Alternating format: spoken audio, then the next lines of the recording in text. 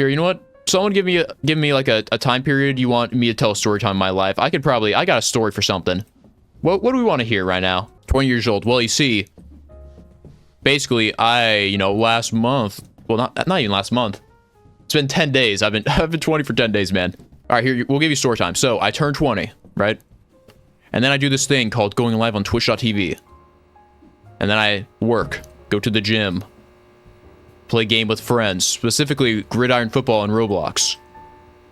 Then I rinse and repeat that for the next 12 days in a row. And now we're here. I can tell my famous dick sucking tree story, which is not mine, but I can tell it. So this man, he works in sales. He's usually at home. He gets a little bored. It's like the first few months of him and his girlfriend living in an apartment together. But while they're living together, her mother's there. Her apartment's being fumigated. So he gets to have both of them there at once. Fun stuff. This man, he liked getting a little experimental, you know? He liked doing some weird shit. I don't know why. Mickey never elaborated on this man. He told this one story and then he just never mentioned him again. But this man liked beating his shit crazy style, to say the least. So this man, he's thinking of a way like, what can I do, man? What can I do? My girlfriend's mom is home and she doesn't feel comfortable doing anything. Fuck, what can I do? What can I do? So he's just trying to think of a plan. He's just sitting there, he's rotting in his chair. Brainstorming. It's like, what can I do so I can focus and get my rocks off without scaring the ever-living shit out of my mom? Her mom. Not his mom yet. They aren't married at the time. They do end up getting married, though, which is very sweet. But then he looks outside. He looks outside and he sees an oak tree. I don't think oak trees are, in that part of the area, but I try not to question the details, I'm told. So there's an oak tree outside. And he looks at it and he's like, wonder if I can do anything with that. And while he's thinking, a woodpecker comes by and starts going into the tree. Sometimes a funny bird just comes by and just goes and it just hits the tree. And that gave him divine inspiration. So he goes out into his garage and he gets out his toolkit. And there's this tool that essentially lets you punch holes through wood. I don't remember the name of it exactly. So he takes it and facing away from the window. So here's the tree facing the window. He goes on the side behind it, starts drilling a hole. He measures it out, the exact diameter, circumference, to his knowledge. And then it's set. There's a nice hole in the tree. So, after he's done with his handiwork, while he's home alone, he decides to do something a little funny. He says, fuck it, we'll try it out. Now keep in mind, he is in his backyard. There's fences, but there's not exactly any privacy. So he does, his thing. He's kind of just standing in front of it looking like he's pissing. He's not. He's trying to make that tree get some saplings. However, there's one thing that happens when he drills into the tree. You see, besides wood being kind of rough, there's this thing that is kind of inside trees, There's this little oil, you could say. And one thing about oil is that when you combine that oil plus another liquid that's usually room temp, sometimes it gets stuck. And sometimes when the blood in a certain area gets a little too much, it gets stuck. It's kind of like when you have a ring on your finger, but then, it gets stuck because it's too much pressure. It causes a buildup. So now, this man is stuck in a tree. And he's just sitting there. He doesn't really think of it at first. He's just like, that's weird. Trying to push himself out of the tree. He's like, wait, holders? And then he tries to tug it out. He tries to pull it out himself, but to his surprise, it's stuck.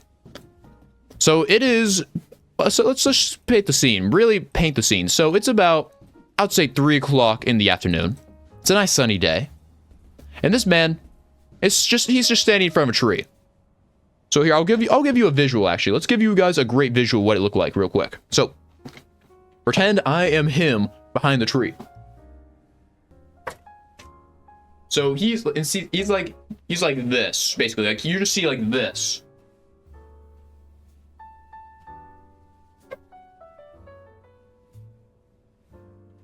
Like, he is stuck. You see, the thing about when you work remote and others don't work remote is that you're home alone.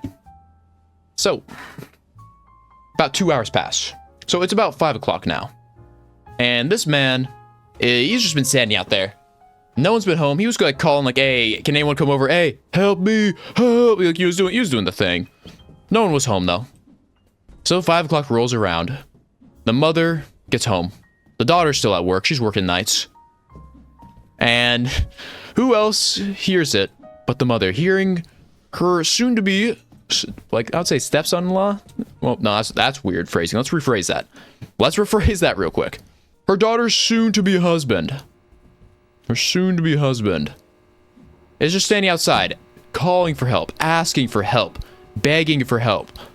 She's like, huh, that's weird. So she goes to check him out. And we'll say in the situation, we'll say his name is Josh in the situation. So she goes up to him like, hey, Josh, what's wrong? And he's like, okay, I need you not to freak out, but I need you to go get a saw real quick. And she starts going around the tree. She's like, why? And then she just sees he's just in the tree. Now, you can't really see too much, but that causes a bit of a shock, to say the least. So she freaks out. She runs into the garage, brings out the entire toolbox, and then they get to working. You see, there's two things you could do in the situation. You could try to thin it out, which doesn't really work, or you could kind of start chipping around. So what they did is they slowly started peeling away at the bark, just going around to loosen it, and then, slowly but surely, started chiseling their way out. Just like with the little hammer. So we'll just say this is like him in there. So you gotta like hit around, you know, gotta start loosening it up. About half an hour passes. They're still working on it. He's still stuck. He's getting close to passing out because he's had all his blood going down to that area for like 2 hours now, 2.5. But finally, they start getting close to the circumference of where he's at. And then, because they start chipping around it, there's a lot less give on the tree. So it makes it easier for him to just pop it out. So after about like 2.5, 3 hours, finally, he is freed. So, but however, when he pulls it out, it looks like a chicken. Like, it's just, he's just caked in it, man. Just, like, he had to kind of peel a little. It's like ice. No, nothing, like, really bad. It's just, his shit looked pale as a motherfucker, man. Like, imagine, like, my face, but, like, down there, except even wider. That's the best way to describe it without going in gross detail. Now, it took a few weeks for it to heal. But a few weeks later, after that happened, after he explained the situation to his fiancée, because he did propose after that, believe it or not, he did propose. They got happily married, and they haven't had a kid yet, but I can't wait till they do, because that's going to be a great story. I still remember the story because it's one of the most batshit insane stories I've heard. Is it true? Probably not. But I like to believe it is. This is a lot more entertaining to think about it that way. And then also the amount of details he went into. I mean, why would someone lie about that? That's just fucking weird to lie about that. And he showed me photos. He did show me photos. Not of that, but